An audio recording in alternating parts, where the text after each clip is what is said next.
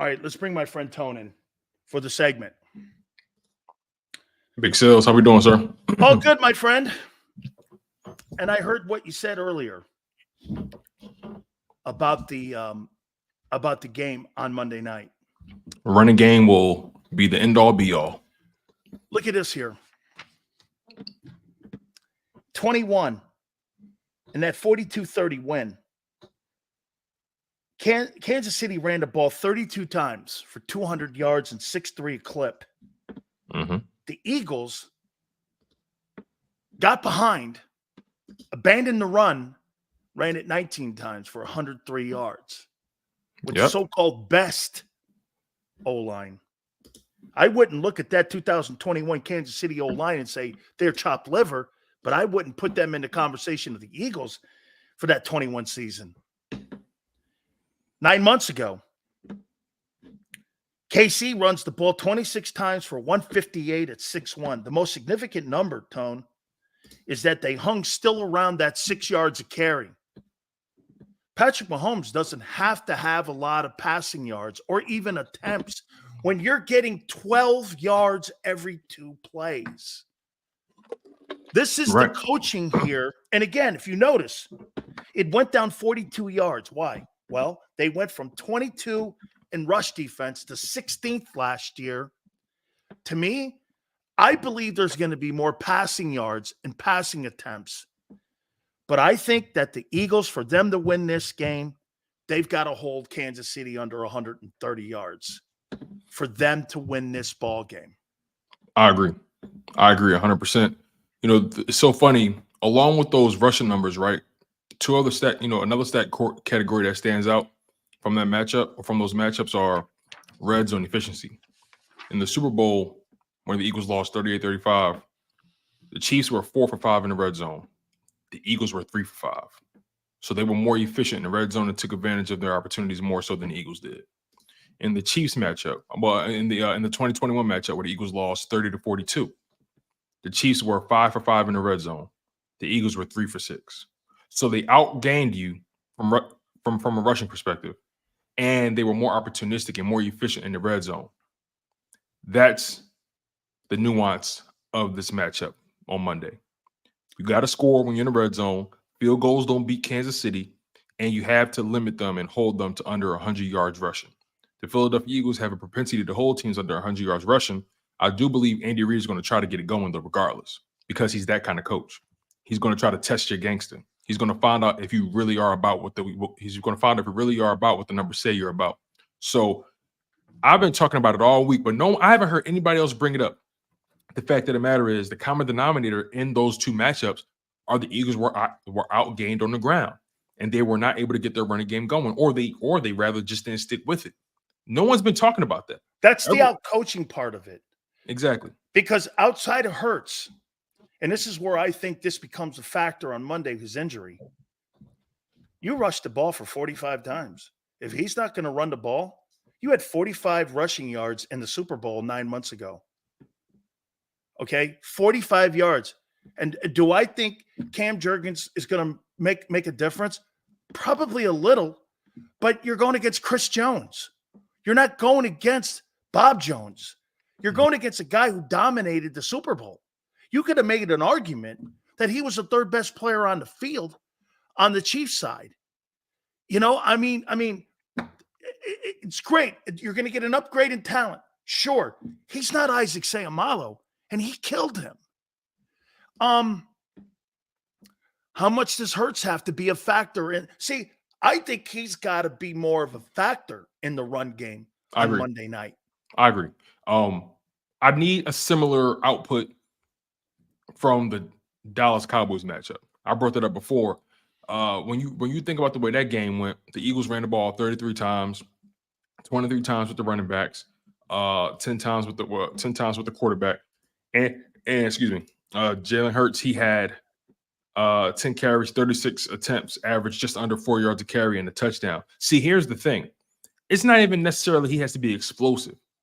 They need the threat of him running still needs to be there. The threat. They need to understand that he's still a threat.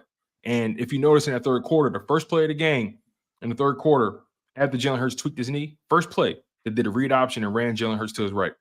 So they wanted to prove that, nah, he's still going to be Jalen Hurts. I respect that by the coaches. You took a risk a little bit putting him in harm's way, but I respect it because you wanted to keep those linebackers, keep those edge rushers honest.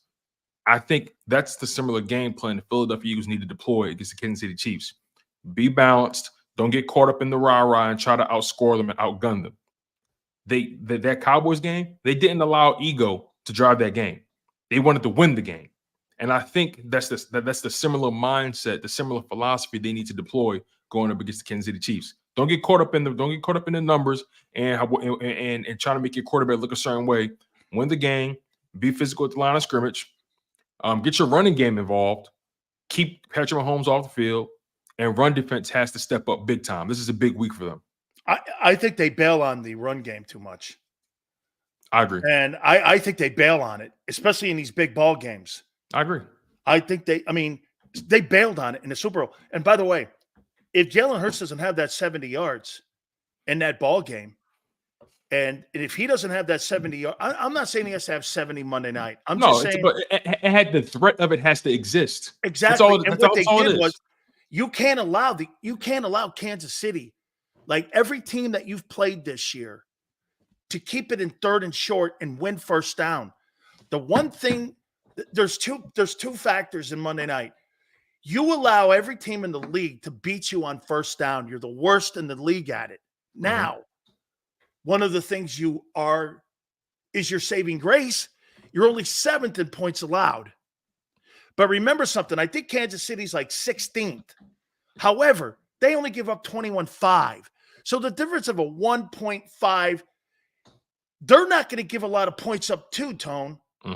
Okay? You can't allow Kansas City to get going in the red zone, and you cannot allow Kansas City to win first down because they're going to put you in a fourth quarter game. And I fear this in a fourth quarter game. That's what they did in the Super Bowl to you. They wanted to get you into the fourth quarter because they believe they can outplay you, out-scheme you, and out-coach you. Yeah, I was talking to Rob about this earlier. I was telling him that I think the Eagles need to find a way. They need to find a way to force Patrick Mahomes to throw that ball 40-plus times. They need to put him in a position where he has to throw the ball down the field. Travis Kelce cannot be an option for him. He's going to try to give him the ball because that's his main target. But I'm doing everything I can to make sure he has to look everywhere else but Travis Kelce's direction. Travis Kelce's not going to be a factor in this game. And I'm not saying that definitively. I'm saying that's what they need to do. Sky Moore, beat me. Kadarius Toney, try to beat me. Justin Ross, try to beat me. Exactly. My point. Who are these guys? Rashid Rice, try to beat me. All these guys who barely are going to be in the league maybe in the next 5 years. My point is, I'm not letting Travis Kelce get off. See, and this is why I'm actually glad. We talk about this all the time. Would we rather have an impenetrable run defense and a mediocre pass defense, or an impenetrable pass defense and a mediocre run defense? I'm biased in one way, you know this, but you know what the right answer is too. Exactly. Me and you always choose having the impenetrable run defense because at the end of the day, if you can stop the run, you can work around everything else. But if you can't stop the run, you're going to get your ass beat up and down the field, and you're never going to see the ball. That's what Washington did in 2 games. They Exactly. were able to stop the Eagle run offense, and they were able to keep themselves in it. It wasn't the fact that Jalen was throwing the ball around the yard. And again, this goes to matchups. Think about this too, Tone. The Eagles may have one of the worst pass defenses, but at the end of the day, when I look at the wide receiving core of a bunch of stripper names, I mean, is that enough of a differential for me to sit here and go that I think Skyler Moore or Stormy Daniels is going to catch passes and beat the secondary back there? Is that enough of a separation? That's why it's going to come down to this run game. And I don't know if it's about the yards, Tone. I think it's about the yards per carry. Because yes, for me, yes, you were 3-6 in the Super Bowl. They were 6-1. The threat of you running after you dropped the ball on the carpet, then there was the scoop and score. They completely in the second half started abandoning it. They just completely abandoned it. And They kept coming back because they were getting 6 yards a clip. Then in the fourth quarter, they were running those crossing routes on you. They put you on your heels, and you couldn't stop the train. Yeah, that's how they outcoached you, but they kept with patience in this ball game. Yeah, and I think that's how the Eagles beat the Cowboys. They were patient. They didn't panic at any point in that game. 2 games in a row. Except for that fourth quarter, they got a little antsy. They got a little antsy in that fourth quarter, but I think they'll learn from that. But yes, 2 games in a row, they were patient, right? And you know, they can't allow. See, this is a game where you got to keep your emotions in check because they're gonna be rising that flag when you get there. You lost to that team in the Super Bowl by 3 points. You have to maintain your composure in this matchup. And you know, you brought up Jalen Hurts earlier. That this is a statement game for him. I agree 100%. This has to be a statement game for him. This is an opportunity. This is an opportunity for you to not only. It's an MVP game. Yeah, you have not only an opportunity to beat Patrick Mahomes, but you have an opportunity to beat them in their home field on Monday night with the world watching. Those things matter in the grand scheme of things when you're trying to win an MVP, when you're trying to change the perception of how people see your career. Now, I doubt Jalen Hurts cares but so much about those kind of things, but we do. Because we're the ones who are the architects of the narratives out here, right? We're the ones who talk about it on a day-to-day basis. This is a huge game for Jalen Hurts, whether he wants to talk about it or not. The reality is Jalen Hurts has to win this game. The Philadelphia Eagles have to win this game if they can they can prove to themselves that they can beat this team, because I believe they're going to see them again on Super Bowl Sunday. How about this, Tone? And this is just conversation here. Of course. If he loses that game, and Lamar wins that game against Burrow Thursday night, and he wins that division, he's going to win his second MVP. Because the perception is that Burrow's the second best quarterback in the league. Mm-hmm. Outside of Philly, people look at Burrow because he's been to 2 straight conference title games. He's been to a Super Bowl himself. They look at the way he throws the ball. They look at how he changed the culture around and shit Cincinnati. Okay. And they look at, by the way, I want to bring this up with you now, and it's going to go into what I talked about earlier. I think this is what he fights. NFC. Hurts. Okay. Could Hurts play in the AFC? Absolutely. Golf. Okay. He's kind of building his career back. Dak, Mr. Inconsistent. You know, if I was going to name something and give him a moniker, Dak Prescott, Mr. Inconsistent. Mm-hmm. Brock Purdy, Mr. Nobody, coming and trying to make a name. He's Mr. Nobody. Sam Howell, I guess. Kyler Murray, okay, he needs study hall habits. Geno Smith, here's a guy who got beat up in his own locker room. Derek Carr fired from the AFC. Josh Dobbs, you got a substitute teacher? I guess he's in the playoff. Mr. Rocket. By the way, I love the story. This is what I'm saying. Then you got Baker Mayfield's the 10th best quarterback in the NFC. Right. And over on the AFC side, Mahomes, Jackson, Burrow, Allen, Herbert, Tua, Lawrence, Stroud now. And what's the common denominator? What's the common denominator? All first-round picks. First-round talents in that AFC. In the NFC side, a bunch of underachievers. A bunch of overachievers. Overachievers. A bunch of overachievers, excuse me. So including Hurts. Dak. People can pretend like they just knew he was going to be this magic man in the league. But the reality is, I think that's disrespectful to just say you just knew, because it discounts the work he put in each and every season. Nobody knew. Eagles exactly. Know. Nobody knew. Just like when people talk like that about Jalen Hurts, I take it as disrespect towards him, because it's almost like you're dismissing the amount of work he's been putting in every single year in the offseason, in the season. It discounts the work ethic that he has when you're just saying, oh, we all knew he just had all he needed was an opportunity. No, he needed not only opportunity, but he needed preparation. That's what he needed. And that's what we're seeing now. Jalen Hurts today on November 15th is a culmination of opportunity and preparation. So again, he has another opportunity this coming Monday to beat Patrick Mahomes in Arrowhead. Will he seize this opportunity? I think he will. Now, like we talked about, better not lose. There are so many things that have to happen, though. But not so many, but there are very specific things that have to happen. The Eagles defense, they have to force the Patrick Mahomes led Chiefs to become one-dimensional. One-dimensional. Make their run game completely obsolete. Make them give up on it in the first half. Then Philadelphia Eagles offense, don't turn the ball over. Also, take advantage of your red zone opportunities. When you get there, score a touchdown. Keep the pressure on them. Sustain drives. Get your run game going somehow, some way. Even if you're averaging just 4 yards a carry, the threat of it, the notion that you're going to keep doing it is going to keep the Kansas City Chiefs defense on their heels or off balance, rather. Those are the things that have to happen. If the defense allows Kansas City to run for more than 100 yards, I know you said 130. I'm saying just 100. If Washington. Yeah, if they allow them to rush for over 100 yards and allow it to stay a part of their game plan, we're going to have a long day. And this is going to come down to a game-winning drive by one of those quarterbacks. Brian said that Nicole Lynn is taking resumes for bodyguard for Jalen Hurts if you're interested. Well,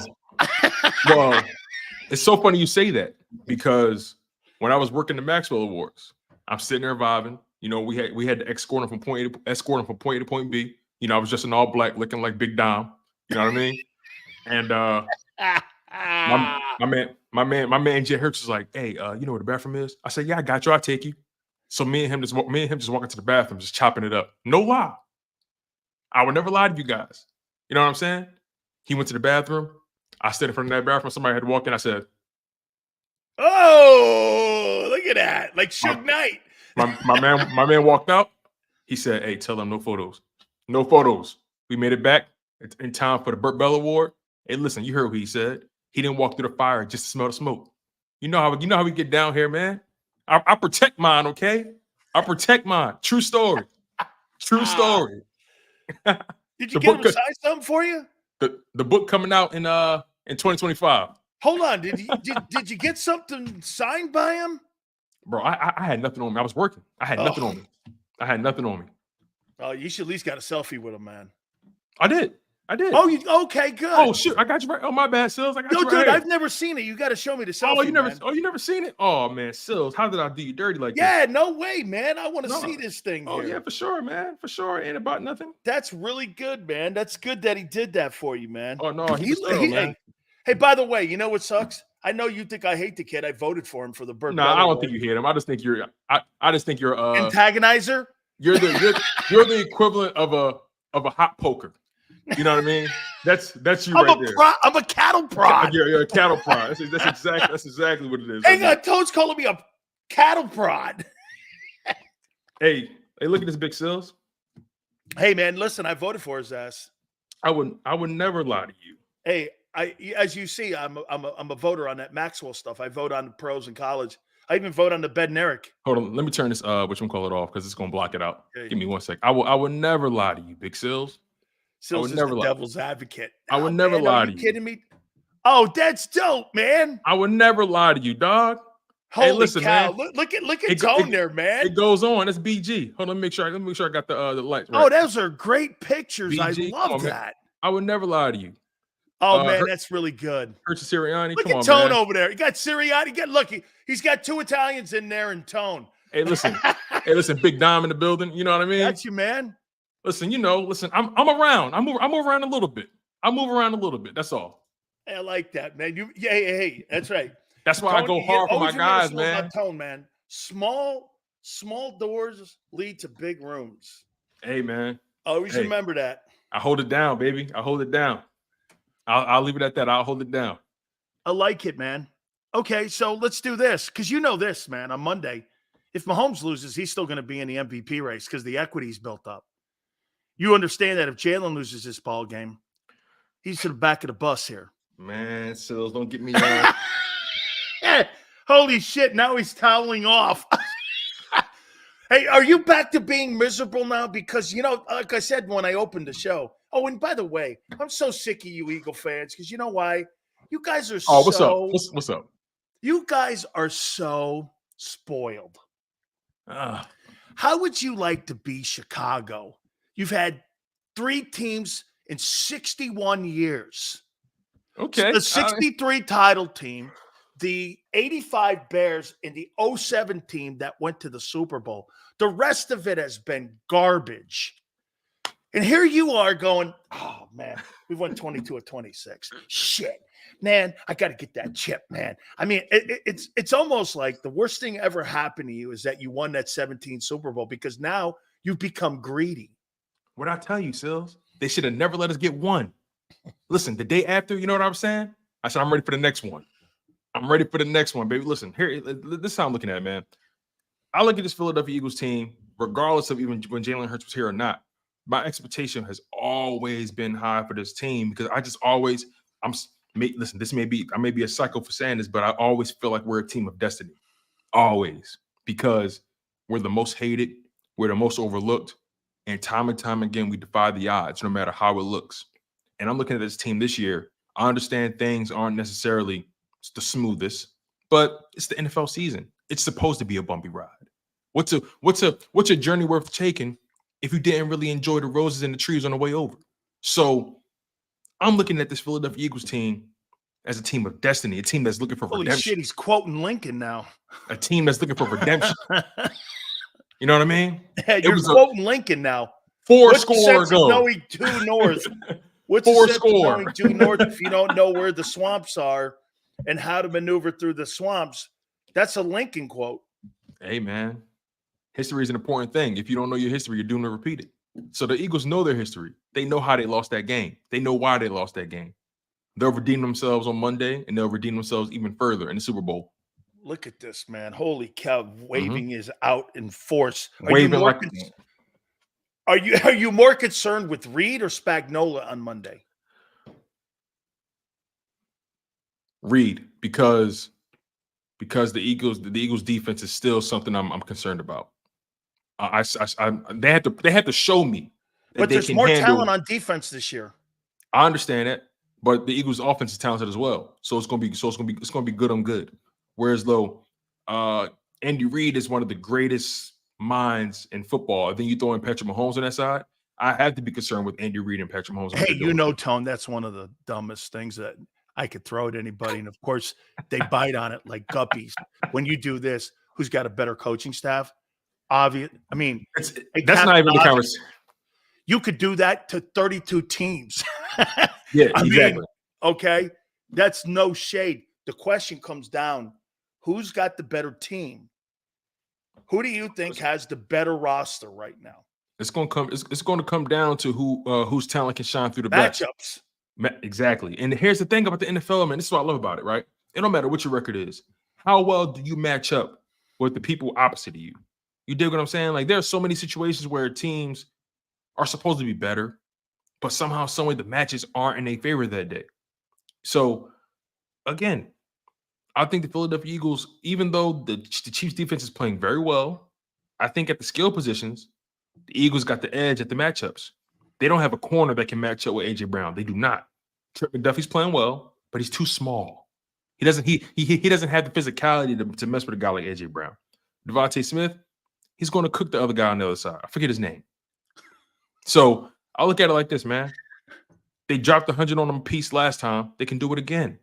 They don't match up well with those guys. They just don't match up well. They don't spread the ball around like they did in that Super Bowl, though. Right now, they're not spreading the ball. How many games this year have they had two guys with 100 yards? One? Oh, in one game? Well, I don't know. One or two? That's a good question. I probably not even one. I mean, I know Devontae. I thought I saw one game. Was it the Rams game? They had both 100. That's a good question. I'm not entirely sure. Let me check. Let me see if it was a Rams game. I don't think it was though. I thought they. Oh, you're right. You're right. Okay, you're right. So, AJ had 127. Goddard had 117. Oh no, I'm talking AJ and Devontae. Okay, well in that case, no. The closest they came to that was in that Washington game where Devontae had 99 yards and AJ had 130. So that was the closest they came to that. But so they haven't had a game where they except the Super Bowl they had 100. Smitty had 100. Smitty had 100. AJ had like 96 or something like that. Yeah, but Tone, they're not doing that this year. I look at it like this, man. Okay. The production is the production is the production, right? And that Washington game, 130 plus 99 is what? Over 200 yards between them. So, hey, listen, man. Math Oh, we're is doing fun. it collectively. Okay. Hey, listen, man. Production is production. Who cares where it comes from? Okay. You know what I mean? Man, you make them numbers look good, man. Got to, baby. Got to. Hey, Sills, this guy had 192 yards receiving. This other guy had 8. Is that not 200 yards? Yes, it is. hey, listen. If AJ had 199 and Smitty had 1 yard, that's 200 yards, ain't it? Who do you think this bye week benefited more? Do you think it benefited the Chiefs or benefited the Eagles? Remember something before you answer. One may have to do with health. The other had to do with game planning. That's exactly what I was about to say to you. I was literally about to say, I think it benefited them both for very different reasons. But for the Eagles side, the health. For them, it was all about health. But also, I think that coaching staff needed to take a step back and revisit what they've done and revisit where they've been so they can know where they're going. So I definitely think the Eagles definitely benefited big time because of the health. But last time we gave Andy Reid 2 weeks to prepare for us, we know how that happened. So the guy was out of house hunting. Exactly. So we have to now. The difference is, I don't think Short Desai is house hunting right now. I do not either. so that's the one good thing about it. Steichen doesn't get talked about that much, but he was probably on some phone calls too. You know what? I'm wrong about him, man, because you know what? His influence is Mrs. about as much as Eric Bieniemy's in Kansas City, maybe more even. You know what I'm saying? It's a strong possibility. Both of those guys, respectively, had a strong hand in both of their quarterbacks' development. Eric Bieniemy's been there from the beginning with Mahomes, and Steichen, same thing with Hurts. So what we're seeing now, especially between both those guys, we're seeing their evolution without those two brains in the building, respectively. This is going to be a hell of a game, Sills. This is going to be a hell of a game. High scoring or low scoring? I think the scorecard is going to look similar to the Cowboys scorecard. Over 60? No. Just under 60. Like I think the score. I don't have a score prediction locked in just yet. But if I had to give you one right now, and it's probably going to change on Friday. But if I had to give you one right now, I would probably say Eagles like 27. Chiefs 27, 24, 24, 23, something like that. That's or Eagles 26, Chiefs 23. Like it's going to be in the range of a 30-point winner to a 23-point loser. You follow me? It's going to be in between there. Let me put something in your ear here too that I don't think a lot of folks have thrown out this week that I think is important. I think you had shit special teams in that game.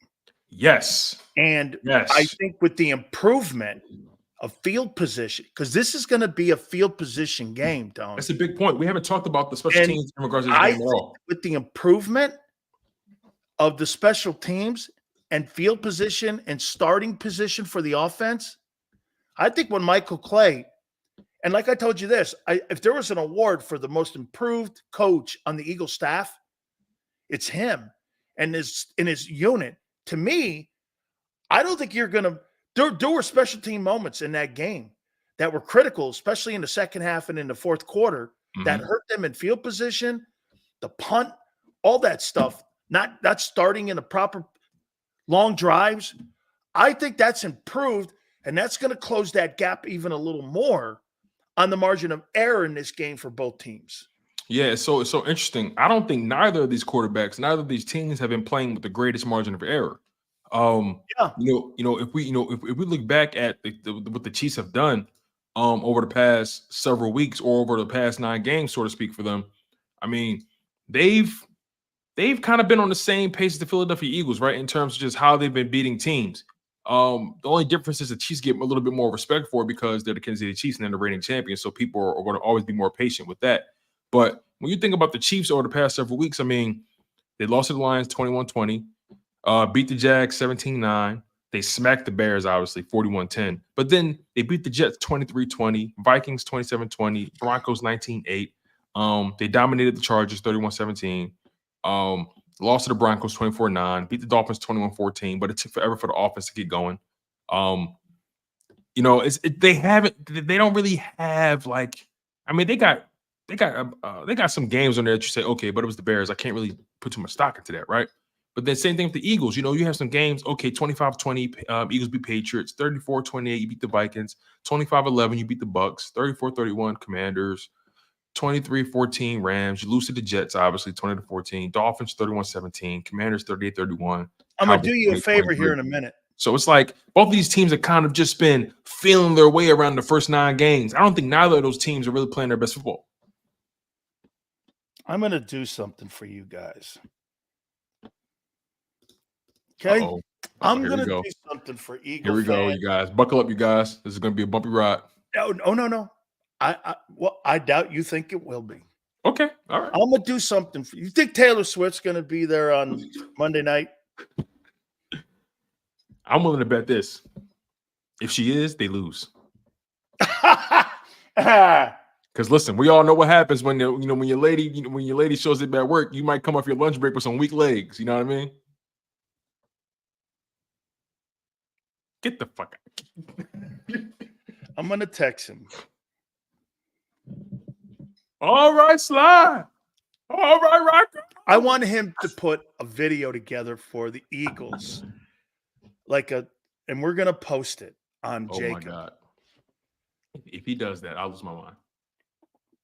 I don't, because The Rock doesn't really have anything tied into Philly, right? Right. But Rocky, Sly does. If Sly does that, I'll lose my mind. I'll lose my mind if Sly does that. Let's see if he texts me back. I'm gonna get a video. I'm gonna do my best to try to get a video from Sylvester Stallone, a motivational video for Monday. We're gonna put the music behind it, and we're gonna put dun dun dun dun dun. You pull that off. Hey.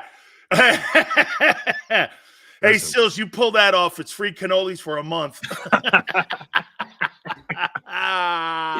Oh my goodness, man! Listen. Hey, you know I know everyone. So let me ask you this really quickly, right? I'm thinking about just how competitive the MVP race has been thus far, right? And there's no one who's necessarily clear cut. I think it's going to come down to.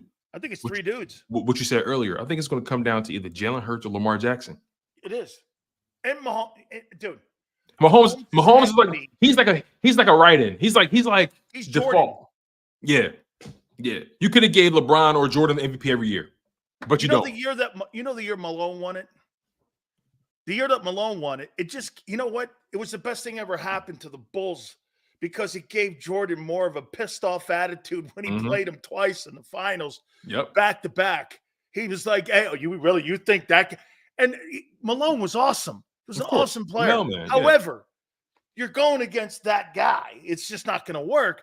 But like you said, for the amount of MVP, get this, the most disrespected NBA guy, and I'm not the biggest fan, but I am in a way. LeBron James, how many MVPs does he have? 4? He should have 8. I mean, writers get bored, so they need a curveball. You know what? Too, how does Manning have more MVPs, and how does Rodgers have more MVPs than Tom Brady? Well, you said it best. Tom Brady and Belichick, they were never the media darlings. That's why, though, that Nick Sirianni's not going to win Coach of the Year ever. I'm cool with that. I'm totally okay with that. Why you think that award's jinxed anyway, right? That award is jinxed like a mug. That award is cursed. Anyone who's won it, check their following season out. Let me say that what was the worst thing that the Eagles did in that Super Bowl 57 that you hope they correct? It falls on coaching when I say this. They lost sight of the instincts of the game. They lost sight of the feel for the game. They panicked. And I'm going to compare it to something. In Super Bowl 52, Doug Peterson, if you pay attention to that game, that game was not about defense at all. That game was all about offense. And it got to a point in the game where Peterson realized I can't afford to put my defense back on the field. I'm down by 1 point or we're up by 3, whatever it was. I'm not putting my defense back on the field. They can't That's stop not them. an analytics game. That's not an analytics game. He said, he said, I can't put my defense back on the field. You know, I don't think Super Bowl 57 was an analytics game either. I think it was a gut that's my game. point. And that's my point. That's what was missing from the Eagles side of the ball. They missed those moments. I tell this story all the time because I witnessed it with my own eyes. Maxwell Awards, they're showing a montage of the Philadelphia Eagles, you know, talking about their stats and how good they were at making it to the Super Bowl. They were the best team on 4th down. They went forward on X amount of times in the Super Bowl. They converted this amount. I'm standing next to Jalen Hurts, and he walks over to Nick Sirianni and taps him on the shoulder, and he says these exact words to him. I told you we should have went for it. I told you. So my point is, Nick lost his edge in that 4th quarter. He lost his edge. He lost his guts and glory. He got lose his edge, or was he just not experienced enough in those situations to understand that? He learned from that because, again, Tone. But Doug never was there either. Doug never had that experience either, but he felt it. Doug had it as a player, though.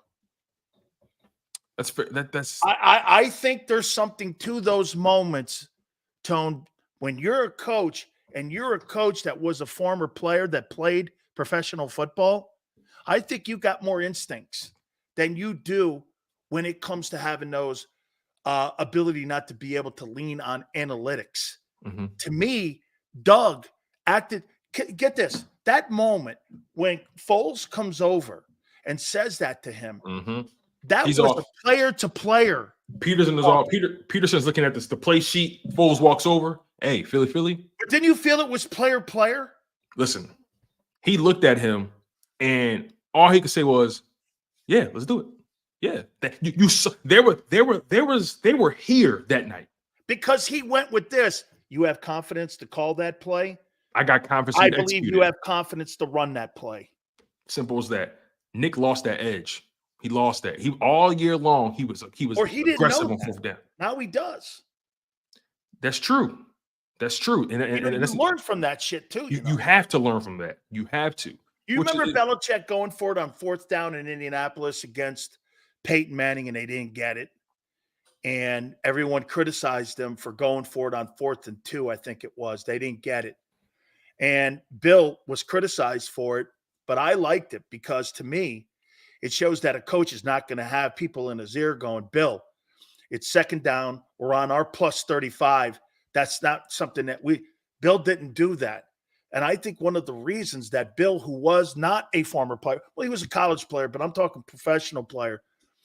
He kind of went with the gut of the game and the feel of the game. You see, like I told you before, Tone, there's coordinators that want to put a shitload of points up and a lot of yards up. And there's some guys that just want to win games. Mm-hmm. Okay? And to me, Brian Johnson, to me at the beginning of the season, looks like he's trying to put a lot of yards up and a lot of points up. Okay, now I think he's starting to come into trying. Here, this is going to sound nutty. That 3rd and 3 that he called in the 4th, you know what, Tone?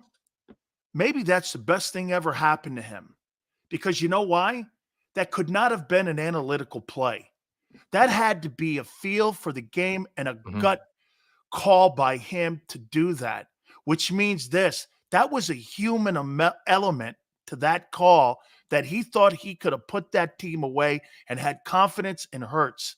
So when you're in your team meeting the next day and the kid and everyone is criticizing you for going for it on 3rd and 3 and throwing the ball down the field, you know what you say? I had confidence you would complete it. Mm-hmm. And to me, if I'm a player and I hear that, we learned to live another day. We lived that game.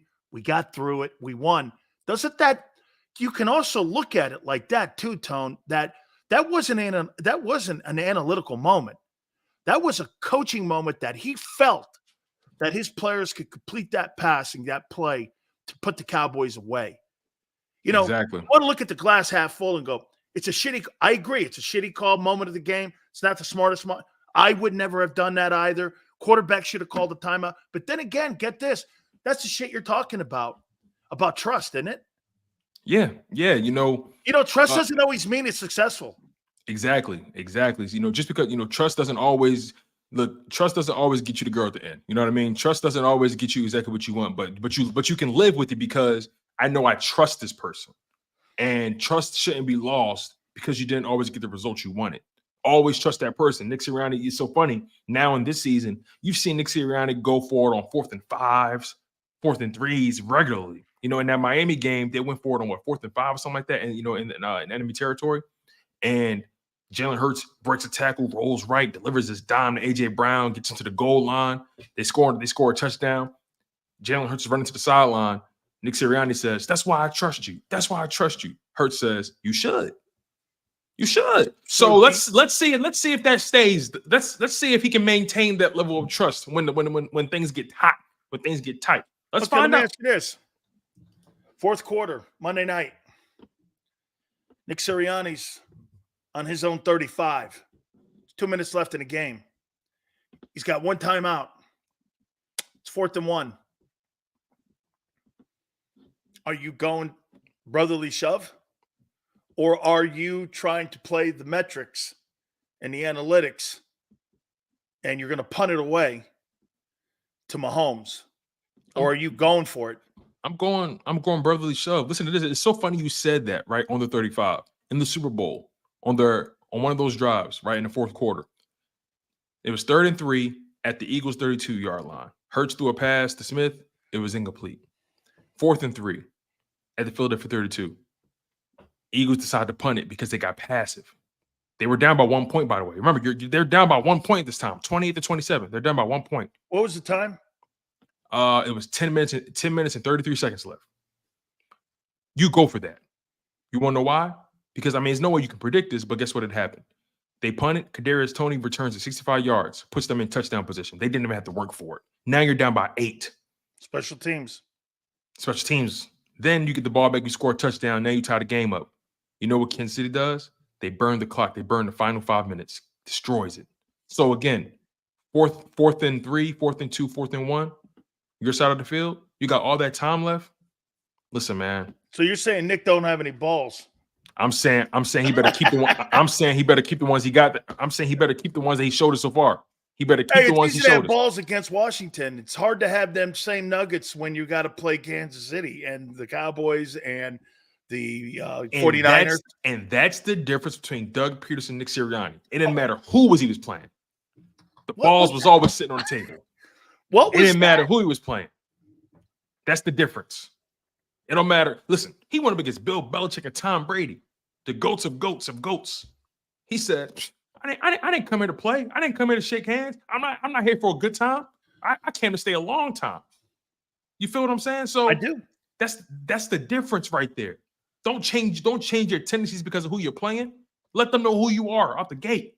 That's why that Cowboys first drive, you brought it up, right? They went for it on 4th and 1 on their own territory. Brotherly shove.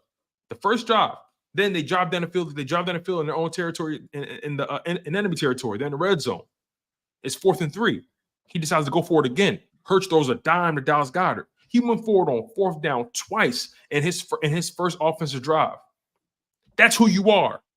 You live with that and you die by that. And that was a high stakes game, was it not? Yeah, let me. So that's the kind of energy you need to have in the playoffs. I'm willing to live and die by it. That's just me, though. Hey, finally here. Do you think Andy Reid enjoys beating the Eagles the Eagle way? Repeat that question. Do you think Andy Reid enjoys beating the Eagles the Eagle way, running the ball, and he's 2-0? You think he's that vindictive? Do you think there's any coincidence that that's the only team that they really run the ball? And yet he almost got 400 yards on you in running. They don't do that. That's not they ran the ball 60 times on you in 2 games. You think that team runs the ball a shitload? They might run it more this year, but that guy threw for 5,400 yards last year, Tone. They're not running the ball with balance last year. You might be. So my point is, don't you think he has some satisfaction having run the ball for 200 yards and 160 yards in 2 games on you at 6 yards a clip, don't you think there's a little bit of, I don't know about vindictive, or don't you think there's a smile that says, I beat them at their own game? Yeah, at your own game, yeah. It's something to be said about that, because in 2021, when they beat us, they were only averaging 119 on the ground. And they were ranked And they 13th, went for 200. and they went for 200 plus, right? And then in 2022, as far as rushing yards per game, they were ranked 20th with 115. So 2 years in a row they beat you, and they're not running teams at all. But in those games they run the ball on you. So there may be something to that, but also look. yeah, and also in both those seasons, the Eagles had no run defense. That's like Harbaugh not throwing a pass in the second half against Penn State, going, I don't need signs. I'm gonna whoop you ass. Hey, look, do I think Andy is? No, I do not. But do you think he takes satisfaction though in beating them Eagles after firing them? I wouldn't even be shocked, because if you think about it, in that Super Bowl, if you look at the stat sheet blindly and not know what team did what, you would think Patrick Mahomes threw 300 plus yards. Like, you would think Mahomes stats was Hurt stats, and you would think Hurt stats was Mahomes stats if you looked at it blindly. But actually, both games. So I think it's important for Nick and those guys to really revisit what went wrong in those 2 matchups. What's the common denominator? What the common denominator is, they did shit that you didn't think they would do. Exactly. That's coaching, isn't it? So last you better be better prepared. So I got a question for you real quick. What do you think Andy Reid is telling his team right now in regards to the Eagles? What do you think Andy Reid is anticipating the Eagles are going to do? Not what do you think the Eagles are going to do, but what do you think Andy Reid is anticipating that they're going to do? That we're going to throw the ball on them, and they're not going to stop us. But we're first going to do this, because they're expecting that. We're going to run the ball on them. We are going to run the ball on them for the 3rd straight game. Now, it's not going to be important, the yardage number. It's going to be important, the yards per carry, because the yards per carry, like you said, keeps me honest and at home. They're going to take those Washington games, and they're going to look at the Washington games and combine the last 2 that they've played, and they're going to put that game plan together. Quick hitch passes, because they know the corners are going to play off. They're going to have to play off. Mm-hmm. And to me, they're going to play pitch and catch. You know what this is going to come down to? The team that scores in the red zone and has more red zone success and runs the ball more is going to win Monday night. Because you know what? There's going to be a lot of damage done by both teams from 20 to 20. Both teams have kind of had issues. The Eagles have gotten better in the red zone. Mm-hmm. Okay. But at the end of the day, Tone, a lot of yards are going to be put up. I don't know if a lot of points are going to be put up, but I do know a lot of yards, because a lot of pitch and catch is going to go on here. Red zone is going to be the key, and the running game. Because for the Kansas City Chiefs to beat you the way they did, the running game has been the issue the last 2 weeks. Or the last 2 games. I couldn't have said it better myself, big dog. Awesome stuff, man. Appreciate it.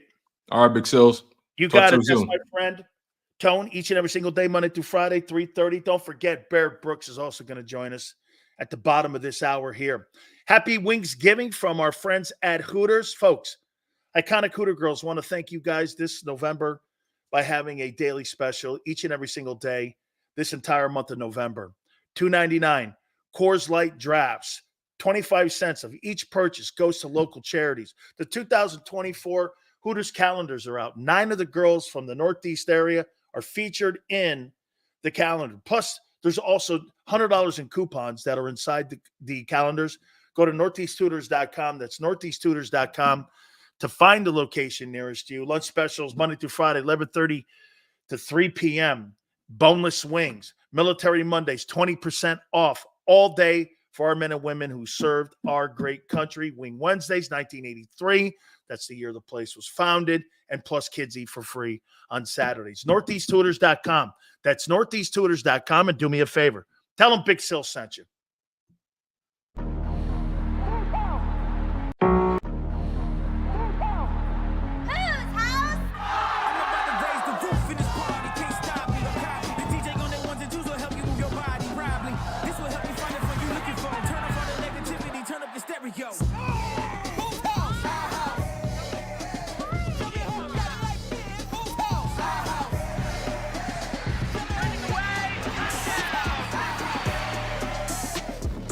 Well, in Hooters, the perfect